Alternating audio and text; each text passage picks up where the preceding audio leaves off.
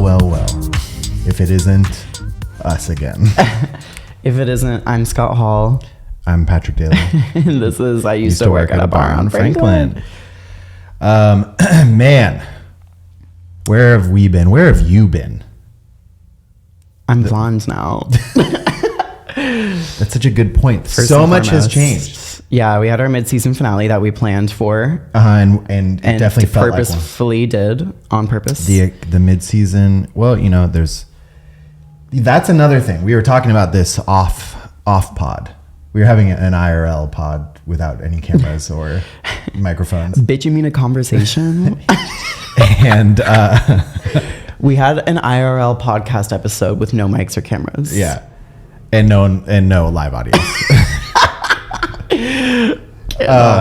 And we were talking about, and I think we're going to get into this later today, but those like late 90s, early 2000s TV, how that culture was. And that's another thing they all did was like a mid-season finale. Yeah. That's gone away. But back then it was like a 4-week break in the middle of the season, and there would be like a mini little cliffhanger. Back when seasons of shows had over 20 episodes and not 24, fucking 6 to 8 episodes. We're doing 24 for season 2 here. Right. The last one was our 12th episode. Yeah. We did a mid-season finale because we were Y2K as fuck. Yeah.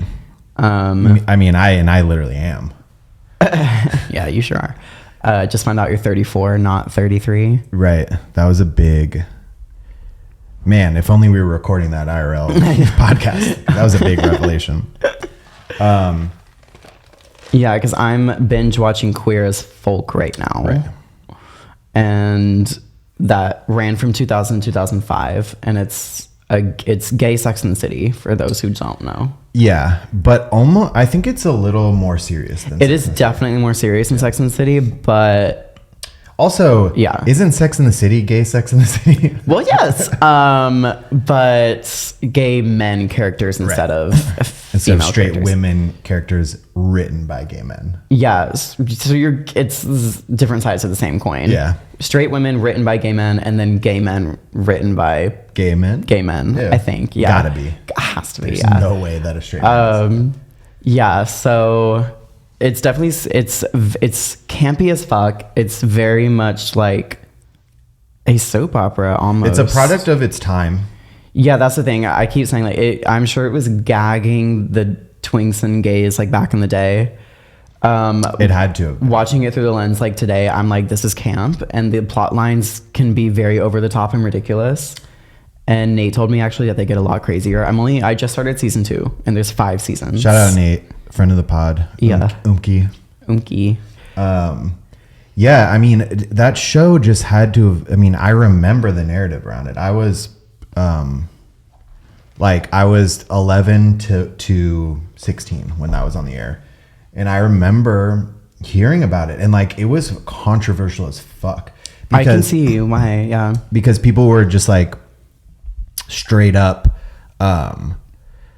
this still happens today, and like we've definitely kind of like regressed a little bit. I feel like the Trump presidency kind of like reminded people of how things used to be, and they were like all these old white people were just like, oh, wait a minute, yeah, it was better when we could just say the things out loud instead of The thing about Queer as Folk is it also had these like one-liners that could only gag you once, but today they don't work anymore because they've already been said. But I feel like Queer as Folk said a lot of things for the first time. Yeah, could be wrong. I might be like, I haven't seen everything, so like there might. I didn't watch it when it was on, and I know, like, I mean, it's not an appropriate show for an 11-year-old. It sure ain't, but you know they was watching. Yeah, but I think that I remember people being like, "This is." Promoting a gay agenda, and like you're trying to indoctrinate people, and so like that was a narrative surrounding it. It was just like the last episode I watched, there was a plot line where the lesbian couple who they can't get married, which is also like such a gag for me to watch because gay marriage has been legal for almost 10 years now, and they're sitting there during a time when I was alive, and they're like, we'll probably never get married. I think Prop 8 was in California was 2008. And the show is set in Pittsburgh, by the way. Yeah. Pittsburgh, 2000. And the other lesbians are talking to their parents who have funded 3 weddings for one of her sisters because she's gotten divorced 2 times.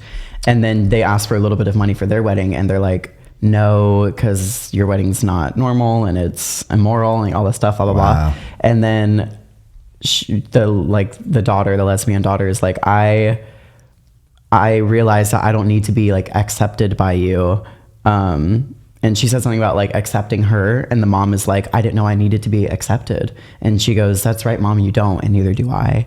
And it's like, saying that now would be like, okay, girl, like that's corny. But back then, like, it was, I guess, the first time it was maybe said on a very mainstream gay show, and there wasn't a mainstream gay show. Like that was one of the first. Yeah. Like Sex and the City, which was concurrent with that, was one of the only other shows that was like tackling. This is why I say I wasn't born in the wrong generation, because if I were like 18 to 21 when Sex and the City and Queer as Folk were on at the same time, that is literally crazy. And when movies in like 1997, like Romy Michelle were like coming out, and like Friends was on, like Clueless came out.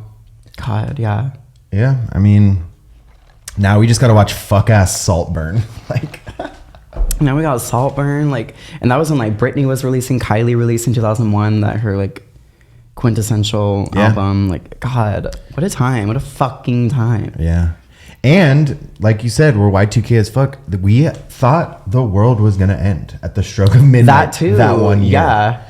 That was so crazy. I cannot.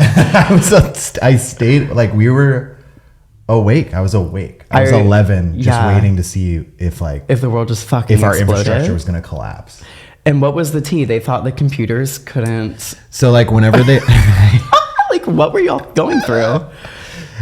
Back then we had short-sightedly a lot of computer programs when you put the year in, like for any program that uses the date whatsoever, for anything that's scheduling, like let's say for example, like the Department of Water and Power has computers that are running automatic things, and they're like scheduling things to happen, like this much water releases at this time on this day on this month, year.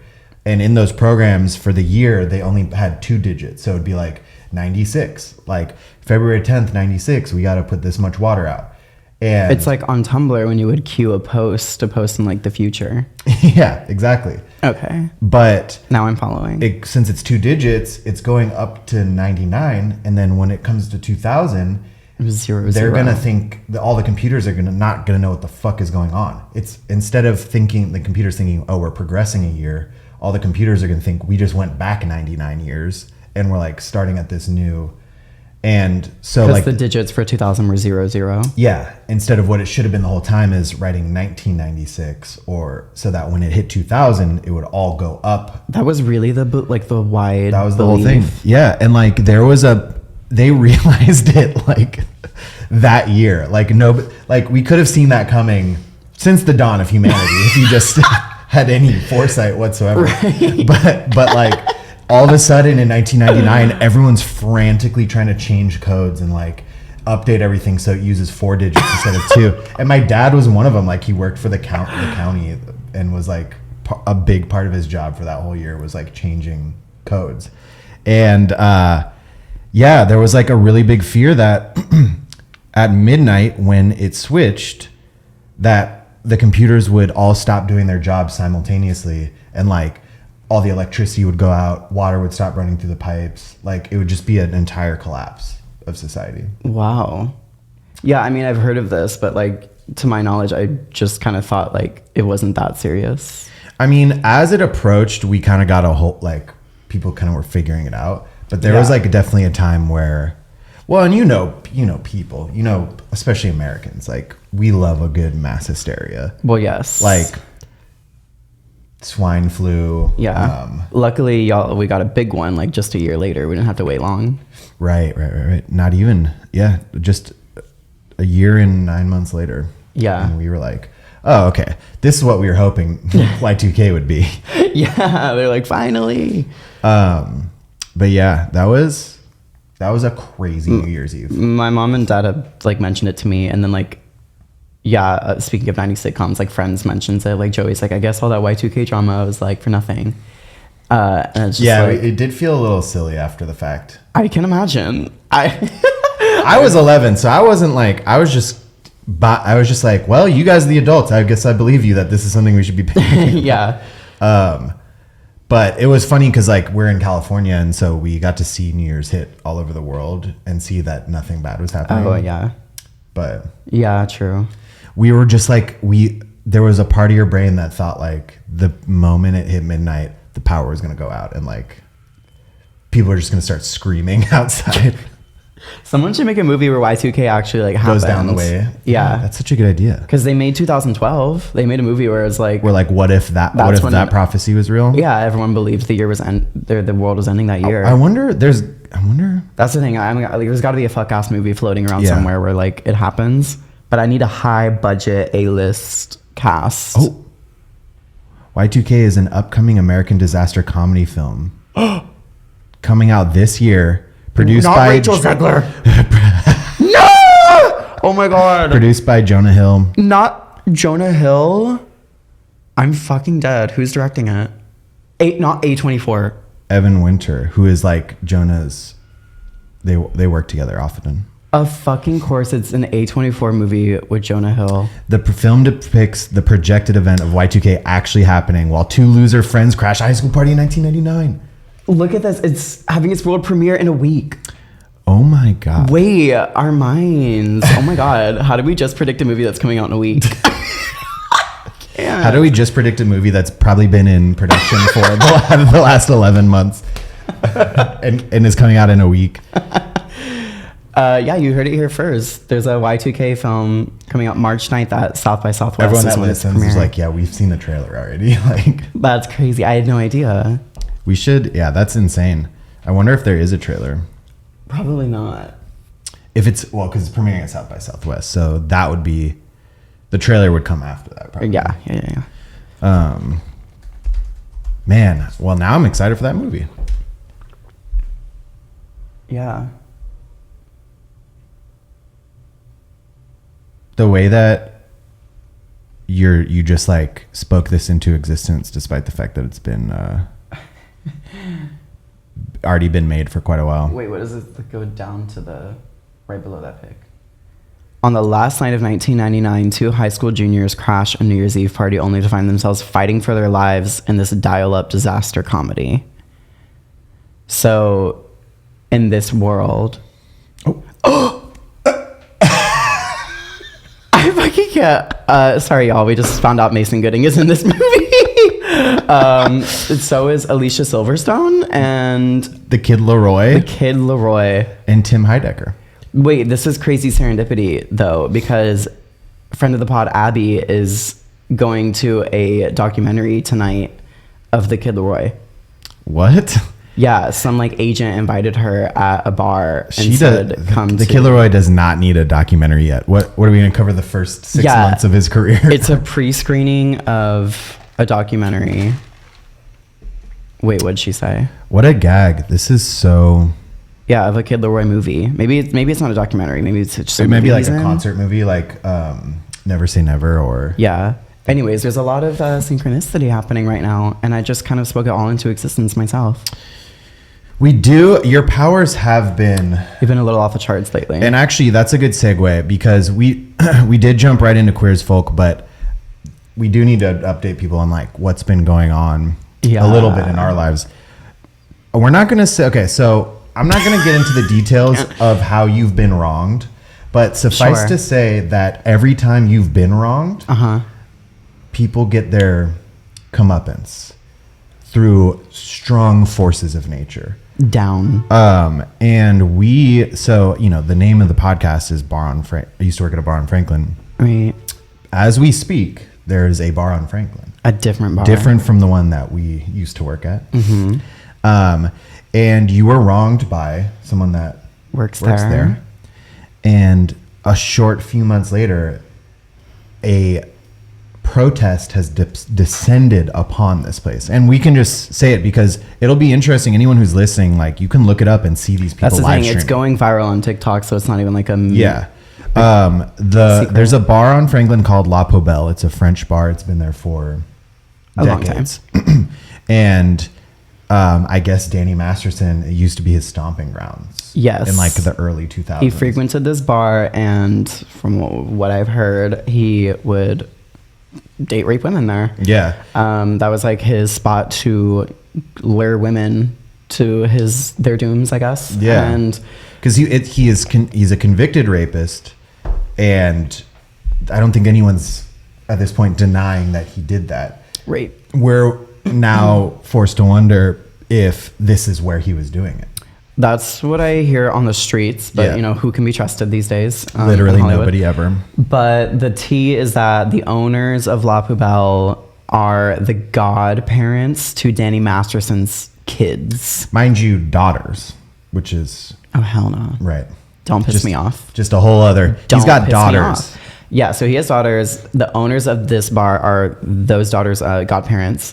So there is a really big wave of like anti-Scientology protesters. Yeah, so it's pulling up to the bar every fucking day. The original basis of it is anti-Scientology, anti-Danny Masterson. Also because the owners of La Poubelle signed that fuck-ass letter saying that Danny should not go to jail. She wrote her own letter, a character. Right, there you go. I forget what they call it in court. It's like you're like testifying on behalf of the person's character. Right, so she's defending a rapist. Yeah. Obviously doesn't care that he's a major Scientologist, and they probably are like in cahoots with many of the Scientology tea. Well, and also like if you recall when the allegations came out, it was right before COVID, and Scientology just like did a almost masterful job of like trying to sweep it under the rug, and like they low-key almost did it. Well, their resources are crazy, I won't lie. Yeah. It has been affecting us though, because that bar is very near, and those people pull up literally every night. And if you try to walk into the bar, they've got you on TikTok Live, Instagram Live, Facebook Live, Twitch, whatever the fuck else can go live, Twitch. They got you on the Z channel. Remember when that lady went live on Facebook and they got pulled over by the police and they shot her husband? I don't like that. Crazy reference. That's a niche reference. If you get that reference, please let us know. Right. And go outside. Get offline. Yeah. So if patrons try to walk into the bar, they'll be screaming at them and be like, "Oh, like you're a rapist, you're a Scientologist support supporter. rape, you enable rape." Like it's insane, and like it's getting the vibes have been very, very. It's crazy. aggressive. Yeah. They like if you walk in or out of La Poubelle, which I haven't done that. I haven't. I don't think I haven't stepped foot in La Poubelle in 5 months. Right. But if you do that, you're getting a camera shoved in your face. Yeah, close enough really to make crazy. you uncomfortable. Yeah, no, they're doing a good job at the protesting thing. And you're getting asked all these questions, and you know you're being recorded. And one might wonder why they're not across the street 30 feet away protesting at the actual Celebrity Center Church of Scientology. Yes, because that is right across the street from La Poubelle. But they have that bitch boarded the fuck up, and security guards are roaming like around the premises. No, you can't. Like, I know why they're not protesting over there. It's because they don't want to get the shit beat out of them or that, go to jail, and the cops will pull up for sure. Yeah. Which the cops have pulled up at La Poubelle several times. Well, and that's the weird thing. So, like, just to list some of their behaviors, like, obviously they're antagonizing. Listen, I'm anti-rape, and I know that's it's crazy for me to say that. But this is like to stand outside of a bar and call the women that come out of that bar sluts seems more like you're on the rape culture They're doing side. that? Yeah. They're just like hurling insults at, They're just indiscriminately insulting people. Yeah, who are supporting the business. Right, okay. I just feel like it's not like you're missing the point, you're cheapening the cause. Like if we really want to clock some tea, if you are anti-date rape, you should be at the fucking Abbey in WeHo protesting every night, where date rape is literally happening every weekend. Or Tenants of the Trees, or there's like known places. I'm going to go out on a limb and say they're probably homophobic, I won't lie. The protesters outside of La Poubelle like probably don't really give a fuck about the Abbey and stuff like that. They seem to really focus on the Scientology. I'm just saying, yeah, that's the thing that makes it feel hypocritical. Is like, yes, this did happen. It happened 2 decades ago. It may or may not have happened at this bar. Take it across the street.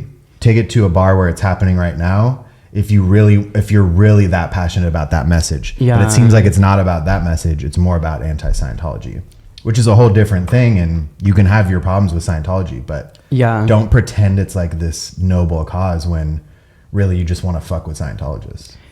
Mind you, the day after like I worked and like all that tea was happening, I took my ass shopping and I go to the Marc Jacobs store, the Heaven by Marc Jacobs store on Fairfax, and I'm in there and it's like me, one other doll, and 2 bad bitch employees, just trying on clothes and shit. And I am just minding my business and I hear sirens like wailing, the you know, the megaphones that have sirens attached to them. Yeah, like it sounds like a police siren. Yes, I hear them out of fucking nowhere, and then the girl who is working just screams, "Lock the door!" And I was like, "Oh my god, what is going on?" Like my heart actually dropped. Like I thought somebody was on the run, and they were like trying to hide out in the Marc Jacobs store. If you're trying to induce calmness and not panic among your customers, I think you shouldn't go, "Lock the door!" I mean, she could have been younger than me, so I think it was a little reactionary, but she was like, "Lock the door!" And then this other bitch like starts running to the door, but it was animal rights activists that literally like materialized from around the corner and had the megaphones with sirens on them and like signs. Like they were like tiptoeing fucking. Yeah, literally, yes. They wanted stuff. it to be like a surprise attack. Yeah. And it worked. Like, shh. And they try to come in, and then the employee gets to the door, and they're literally doing a tug of war where the protesters are trying to open the door and she's trying to keep it closed.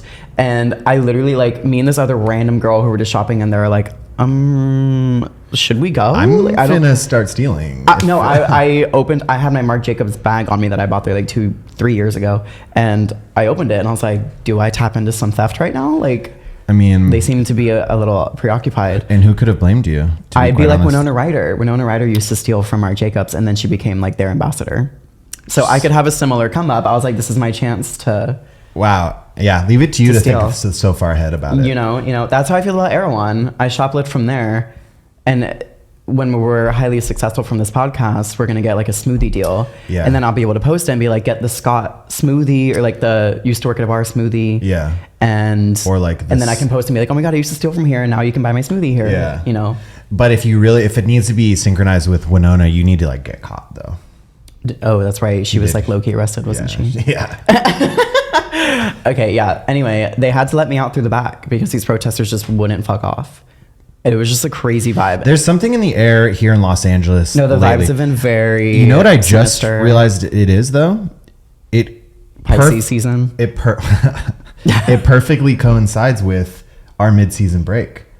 Right. Ever since we stopped the pod and went on a mini hiatus, everything spiraled. Everything is crumbling around us. And what were we just saying about my power? Because like we got into. Well, you manifested this movie Y2K. Just manifested an A24 movie. A worker at La Poubelle wronged you, and now the business is in jeopardy. Like a long-standing successful business in Hollywood is probably going to have to close down. Right. And I mean that's just the tip of the iceberg, to be honest. Literally, there was a Umki, one of my coworkers, who wouldn't stop tickling me, and it would really piss me off, but he only spoke Spanish. Well, and like so I couldn't tell him to stop. No, but you tried, like, so we had, no mas, we had another tell him, be like, hey, can you tell him please stop doing that? Right, I went up to the other fluent in Spanish and I was like, can you tell him please stop tickling me? Like, I don't like being touched. I don't like being tickled. Like, and he just like, he wouldn't take it seriously, and he would just continue to tickle me, like my sides, like. And I hate that. Yeah. And then maybe like 2 weeks later, he literally had a seizure and fell to the ground and hit his head and had to be taken to the hospital. Yeah. And I haven't seen him since. It was very dire. Like we actually shut the raustrant down that night because it was very scary. It was kind of a similar vibe as the Marc Jacobs, like the Heaven, employee going, lock the door. Like that's what everyone was. I peered into the kitchen and he was just face down in a pool of blood. He hit his head and he was bleeding and people were screaming and crying and we closed early. I'm not saying I wanted all that just because he tickled me. No. But I'm just saying And like you have to be careful when I tell you to stop wronging me and you continue doing it. Right. Because he is just one example of many. Yeah. And like it seems to be, there's like kind of a little bit, it's just like the way the universe is doing it on your behalf is so mind you, this all started right after I moved to LA when I wouldn't say beefed because nobody was beefing, but like went back and forth on Twitter with a podcaster. And after he accosted me on Twitter and sent his fans after me, he died in a hit and run. He was walking on the sidewalk in West Hollywood and got hit by a car and died. He was like 26. Yeah. And this was like a week and a half after like our Twitter thing. And I had to go private on Twitter because bitches were DMing me being like, are you happy he's dead? Blah, blah, blah. And I was like, well, obviously not, but let this be a lesson. Like, yeah, you do have to watch, you got to be careful in regards to you. Because I'm not purposefully doing it. I'm not trying. No. I don't want you to die. I don't want you to seize. I don't want your business to get shut down and you lose your job. But I just add these to the list of, and who knows what else is possible. Right. I didn't even know like the hit and run was one thing, but then a seizure was crazy.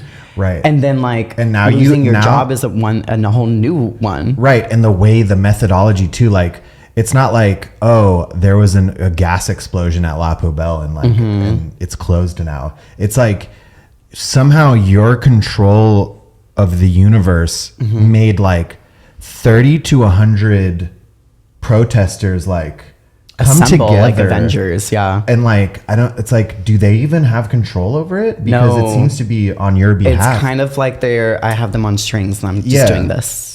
That's what it seems like, and it seems like whenever the job is done and the person who wronged you doesn't have a job anymore, those people are just gonna like come or a life anymore.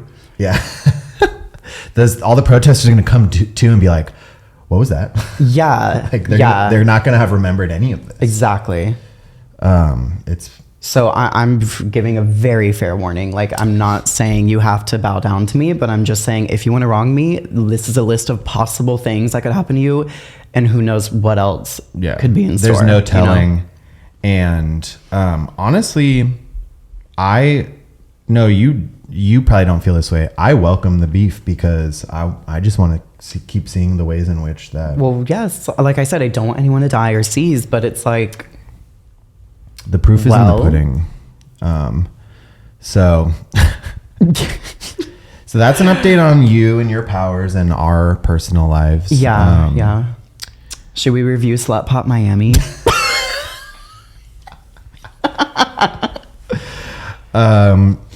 Yeah. 10 out of 10. Yeah. So Kim Petras dropped a volume 2 of her album. Her Low-key a surprise drop because she announced it like 2 days before Valentine's Day, which is when it came out. Yeah, and it is low-key the reason I dyed my hair, because on the album cover she has like blonde and brown stripes pretty much. I can I'll put up. Yeah, here it is. I'll put it up. And yeah, this is what inspired my hair. I did my own highlights. And yeah, the album is really good. It is. It's so stupid and amazing. I was at work when it dropped and I went into the bathroom and locked the door and kept my tables waiting just so I could like stream some of the songs and like listen to them. When it dropped, it dropped at midnight on Valentine's Day. I worked Valentine's Day night, which was exceptionally busy. And I, of course, got super drunk at work and at a certain point just played it in its entirety. At work is crazy because it accidentally came on yesterday. Accidentally, yeah. I'm like sure. Umki had put the playlist on that was like a gay playlist, and Head Honcho, I guess, was on there. Yeah, well, let's just, for people who are out of the loop, we can just read the track listing. It's a concept album, concept album, where it's just concept like highly gag bum, highly sexual, but like she's like playing a character or whatever. But it's just a bunch of slutty songs for fun. Yeah, because, and mind you, this is like this sequel to the original Slut Pop, which was like this is like original Slut Pop it turned up to 10. Yeah. Like the first. It's kind of a dupe of like dirty pop Christina Aguilera era. She kind of has the same hair. Yeah. The blonde and brown. Definitely. And like the wet hair look, which was huge for Christina. But yeah, so these are the track listings. The first one is Slut Pop Reprise. Gag on It. Then we got Fucking This, Fucking That. Banana Boat. Get Fucked. Rim Job. Cock Blocker. Butt Slut. Head Honcho. Can We Fuck? Oh, wait. Cubana. Whale Cock. Can We Fuck? Yeah. That is the whole track list. And what's your number one? My number one as a song is Can We Fuck, but I think Cock Blocker is like just so funny. My most streamed off the album is Get Fucked. I think that one's really, really good. Yeah. And Rim Job. Rim Job is great. We can just yeah. This is like I like parties. I like mansions. So you can just I like cameras. I like Fashion. it's so good. I like Six packs. I like Beaches. I like sushi. I like Britney. I wish that we did have like a Patreon, which is something we're gonna have in the future this year. I wish it was up and running right now because I would love to just put out a video where we just listen to this start to finish. Wait, please. One thing I never really liked, a cock blocker. Cock blocker. Anyways, so you should Very unserious songs. yeah, and you should absolutely tap in because it is so fun. yeah, it's great. And like we haven't even gone to or at A gay club. Yeah, like since this dropped, I went to one the weekend before last, and I heard nothing of the sort. But I only went to like one club. I'm sure one of them was playing it. I think if we went to Stash, they would be playing it. Definitely, Beaches would probably play it. Yeah. She goes, I like beaches. True. Oh, blessings upon you. I like sushi. I like sneezing. My favorite line in that song is when she goes, I like cheating. But yeah, music is like there's been some drops since during our break. The other one, which is like way on the opposite end of the spectrum, is Kanye dropped finally. Haven't heard a word about that. It's like pretty okay. The real tea with Ye though is first of all, he went back to just being Ye on Instagram. Okay. Which is huge. Does that mean he's off his meds? It sure does. Because yesterday he's just like he's knocking at the door of a manic episode. I can sniff it a mile away. And he yesterday posted something along the lines of like, I don't want my daughters going to this high school. And he doxed his own daughters. He said they don't need to be going to Sierra Canyon anymore. Oh my and, God. Like, just dropped the school that they Not Sierra Canyon. And then in the caption proceeds to say something like, the powers that be, blah, blah, blah. And then he was like, and I think we all know what I mean when I say that, which means he's just getting right there again. One thing I've noticed is that people they're bringing the one eye thing back. What is that? Like back in the day when celebs would cover one eye with a hand and everyone thought it was like the Illuminati symbol. Okay. Or they would do the triangle with their hands while I've seen a performing. triangle when Or the triangle over the eye. Beyonce, yeah. Yeah. Yeah, because everyone thinks fancy. Jay-Z is the leader, but it's really just the Rock Nation symbol. Right. But people will do the triangle over the eye, combine them, do a little duo. Yeah, and that's what's on the dollar bill. Right. Is the pyramid at the eye. Yes. And that's But I just saw Cardi B announce a new single and she's covering her eye in it. And Ariana's album comes out a week from today and she posted something where she's like covering her eye and I was like, are we in a Illuminati Renaissance? Could be. Honestly, I'm down. Do you think that the Illuminati is at all associated with selling your soul to the devil? Well, yes. or is that two different routes to achieve the same end goal? Like you can either actually sign a deal with the devil, or you can join the Illuminati. I think they have, it's like Patreon when there's different tiers that you can subscribe to. I think when it comes to selling your soul to the devil, like That's like tier 3, yeah, like $100 a month. you can do like the Normani tier where you get like one good song and ride that wave for like a little bit, but like some tea happens, like she hasn't released in like many years or something. Yeah. But she also just announced she has an album coming out, or like debut album. Or you can go all the way up to the Taylor Swift or like Beyonce tier. Right. But that I think requires some mad adrenochrome consumption. Yeah. You know, like you got to be drinking children's blood. Yeah. And that's like a high level, like you have to go all in on that. But I also think like you can join that tier and see like such a precipitous climb, like Doja, for example. Yeah, it like there's different benefits and consequences to each tier. Like you can have a fast come up, but it could be like a burn bright and quick and then like fade away kind of thing. It's like they have like annual renewals in the same way. Yeah, if you let your subscription lapse, yeah. If you let your subscription lapse, you don't. Then you're J-Lo, and you know, right? And maybe she just renewed, and that's why she's on SNL. Exactly. Yeah.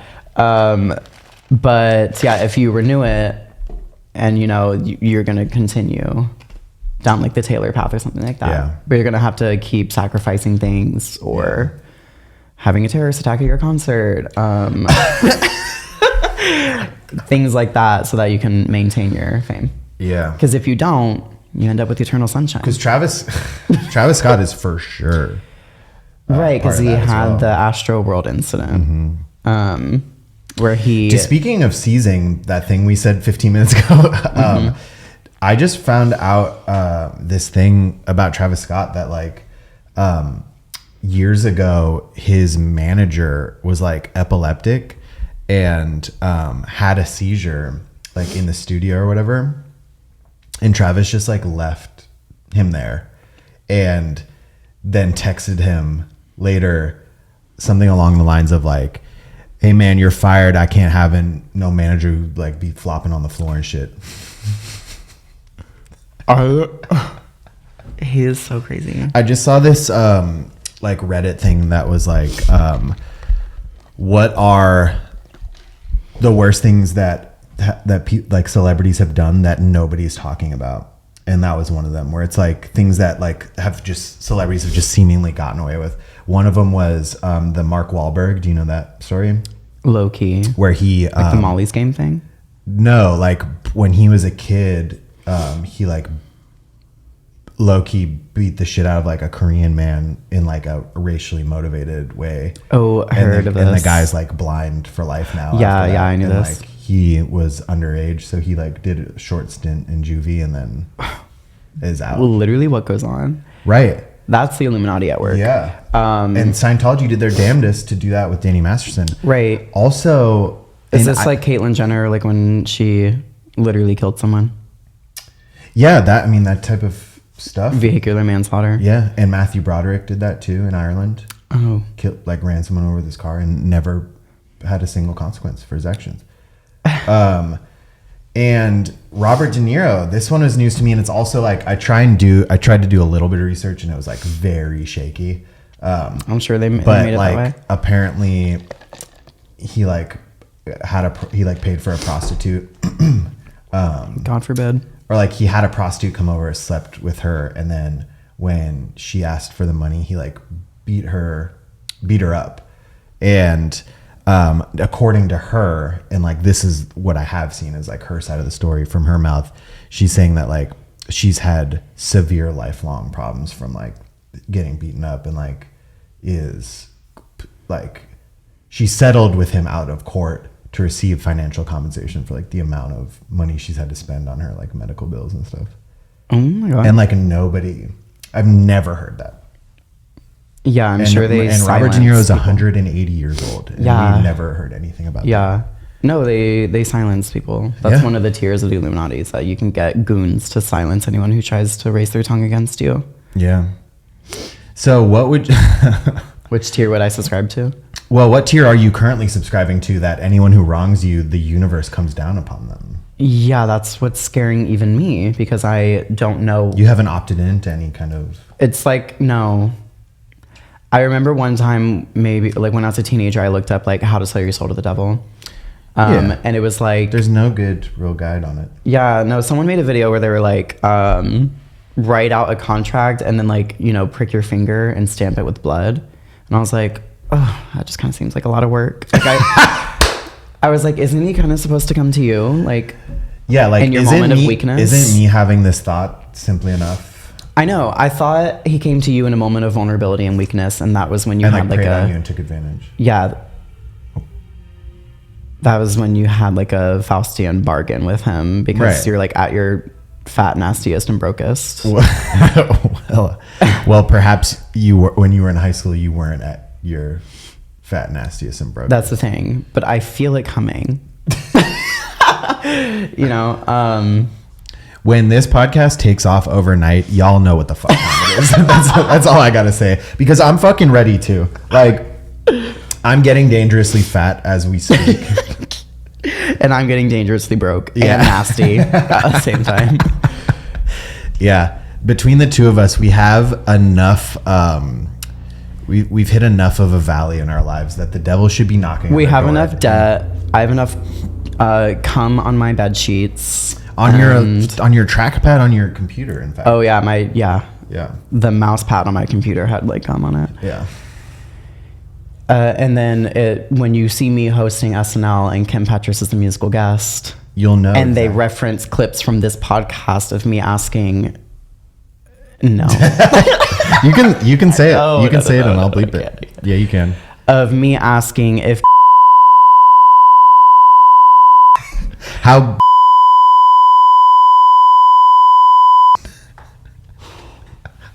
Oh man, that's Yeah. gonna be a long bleep. long bleep. And when they reference this, when we're hosting SNL, and I'm gonna have to apologize, it's gonna in be the green room to Kim. Yeah, well, and this. Well, happened also to you keep IO. saying when you're hosting SNL, like I'm not gonna be there. I just said we. I corrected myself. Okay. Sorry. I just didn't know what kind of deal you're signing. You're like, okay, so he signed his deal, and then I'm signing this other one where I need you to kill him, and then it's just me. But yeah, so what are we referencing? Io Edebri and J Lo just had this happen to them, where Yeah, Io, an old clip of of Io's podcast, or a podcast she was on. She was hosting SNL the other weekend, and J Lo was musical guest, and a Which is clip like- came up. That was you telling me that was me finding out that that J-Lo is even making music again. Well, right. Io said something like J Lo's whole career is a scam. Yeah. What did she say? She said, old podcast comments resurfaced where the former, where Io said, J-Lo's whole career is one long scam because her singing ability leaves much to be desired. Don't you? Have you ever Lopez said she was clocked mortified and very your sweet. cookies in tea or whatever? You dip the clock in that tea and it's just good. It's so good. Yeah. J-Lo said, I've heard similar things said about me throughout my career, so it really didn't affect me. I'm fucking dead. Yeah, apparently That's Io like- tearfully that's like- apologized. That's like Loki saying, yeah, I mean, she's right, so I don't. Like, that's basically Kind what of a you're saying. power move. Like, you can't be dragged if you're sitting there like, oh, yeah, people say this all the time. Yeah. They say I have no talent and I'm horrible. Yeah, we're going to have this happen to us probably. Why this article is very funny. Edebri got through her first scandal, hosted SNL, and is even closer to that eventual EGOT. Like what? Because she got an Emmy. Yeah. You still need a Grammy, Oscar, and Tony, girl. Well, I think she got an. Yeah. Did she get an Emmy or a Golden Globe? Well, Golden Globe is not part of EGOT. I know. I think she did get a Golden Globe, though. Yeah. Yeah. She also got a. Could be EGOT if you just I pretend. think she got a SAG award too.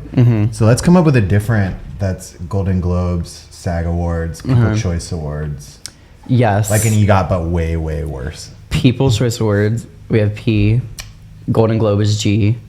SAG Awards is S. PGS. There's another fucking And- S. Oh, Critics' Choice. Yeah, PGSC. Yeah. A physics. A physics. Getting close to that piss award.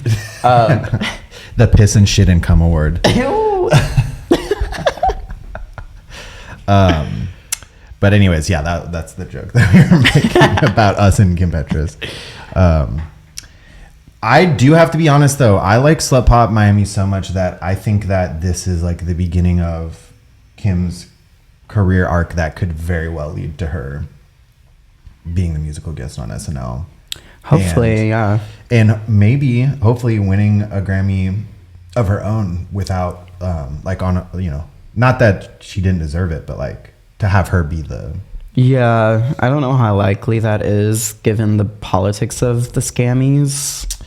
Yes, but they did give it to her and a they them. A non-binary person. Yeah. Yeah. Well, I thought, it's calling them a they them.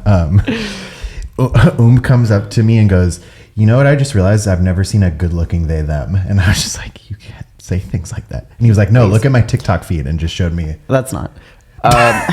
Oh, that's not. I also have to shout out Unky Nate for being friends with one of the main characters from Queer as Folk and texting him a selfie of me and him and saying, "This guy's a big fan of you on Queer as Folk," and he responded and said, "Thank you, that made my day." Which character? Emmett. He's the very flamboyant Big Nelly bottom queen, and I love him. But I have no idea how Nate's friends with him, but yeah, you text him. Yeah, that's a good question. What? I feel like Nate is maybe just started subscribing. I didn't bother asking because when people just know people, it's better just to be like, okay, just like let it happen. I don't need to know why you know this person or how you got there or here. Like, live your truth, queen, you know? Facts. I'm unbothered in that way, I feel. Yeah. That's a good way to be. And it's usually not that interesting. Yeah. And I'm more bothered by how people feel about me. Like, I don't care about what you got going on with other people. Like, I'm the center of the world. Are you mad at me or something? Or like, do you like me? Yeah. Do you have a crush on me? Before I sign up for the third tier of the Illuminati, does anyone want to admit they have a crush on me? Before I make a Faustian bargain with Lucifer himself, does anyone want to admit they have a crush on me? Because I literally won't go through with it if that's true. And also, because love transcends all, like, lowest of keys. And that's what Lucifer himself never would see coming. He fears, yeah. The biggest trick the devil ever pulled was making people think he's not real. Yeah. There's also been I've been randomly meeting very attractive bisexual guys. Oh yeah, and having like good interactions with them, kind of. Which is so unfortunate.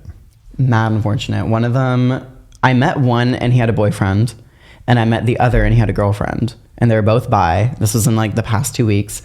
The one with the boyfriend, they broke up like days after I met him, which I think, again, my little strings at work. Yeah. The other one has a girlfriend, but I think I gagged him so bad the other night in conversation that he's probably considering things, because he was telling me about this movie he watched as a child that he could never remember the name.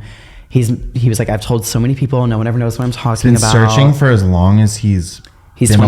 alive. He's 24. He was like, I've been looking my whole life for this movie that I saw as a kid. It touched me. And he was like, I would do anything to be able to. Yeah, just, he was like, he goes, I'll probably never see it again. Like, it makes me so sad. And then he described the plot, and I pulled it up in 2 fucking seconds. And I honestly, like, with how quickly I knew what it was, I feel like that could be like a line. You get me? Like, it could be like a pickup thing to describe a very popular movie and be like, God, like, I'll never see it again.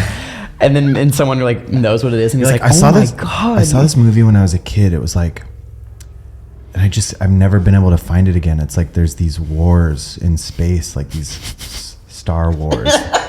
And I just don't know. He's like, there's this crazy alien, and like this guy takes them in, and I'm like, are you talking about E.T.? And he's like, Thank you. Oh my God. I'll never Mind forget you for this. The movie that he was talking about was Grave of the Fireflies. It's just crazy. It's an animated World War II movie from like 1988 or something.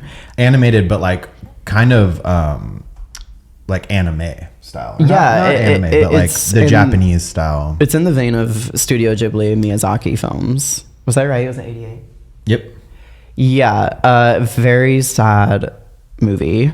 But yeah, that's what he was talking about. And I pulled it up on Letterboxd and I was like, is this what you're talking about? And he was the gaggest of gagged people. Like I just wish you could see his face.